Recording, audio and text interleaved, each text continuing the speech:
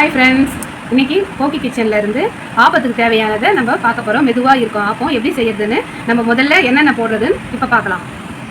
வந்து 2 அழகு புழுங்கல் அரிசி, எந்த அரிசி வேணால் எடுத்துக்கலாம். நான் இன்றைக்கி வந்து இட்லி அரிசி தான் எடுத்துருக்கேன்.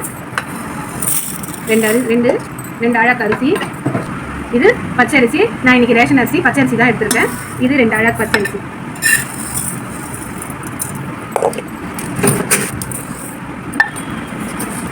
இப்போது புழுங்கல் அரிசி 2 அழகு, பச்சரிசி 2 அழகு. உளுத்தம்பருப்பு வந்து நம்ம இந்த சின்ன டம்ளர் 100 கிராமில் வந்து இதில் வந்து ஃபுல்லாக போடக்கூடாது, 3/4 தான் போட வேண்டியது ஆப்பத்துக்கு. அப்போ தான் நல்லாயிருக்கும்.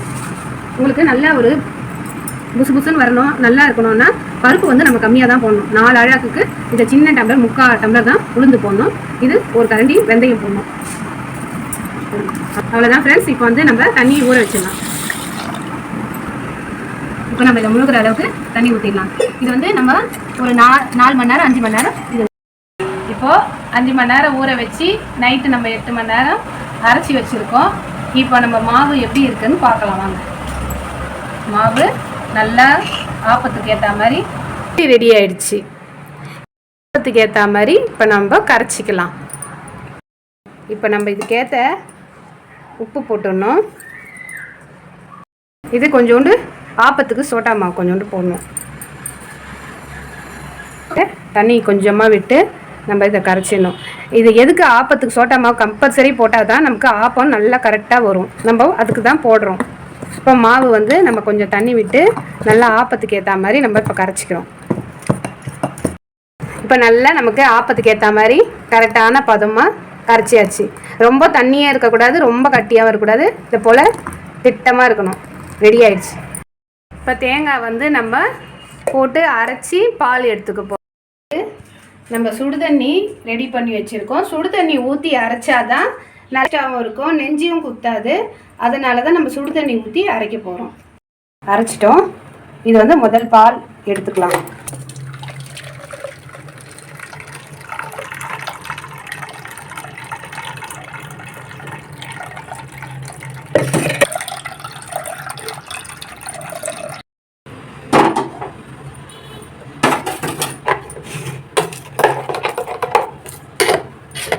நம்ம சுடுதண்ணி ஊற்றினா மட்டும்தான் நல்லா நமக்கு அந்த பால் தனியாக பிரிஞ்சு வந்துடும்.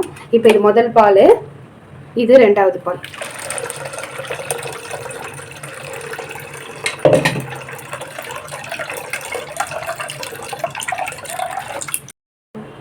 சர்க்கரை ஆட் பண்ணிட்டேன். இப்போ வந்து நம்ம ஏலக்காய் போட்டுக்கலாம்.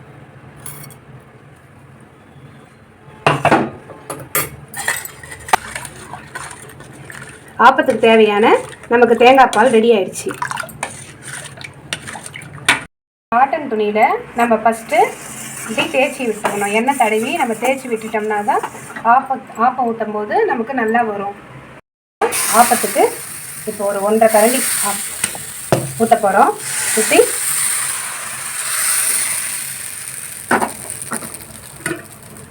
இதுக்கு மூடி போட்டு வைக்கணும். ஆப்பத்துக்கு 3 நாள் மட்டும்தான் ஆப்பம் வரும், அதனால் மூடி வச்சுருக்கேன். ரெடி ஆயிடுச்சு. இப்போ பாருங்கள், ஆப்பம் நல்லா வந்திருக்கு.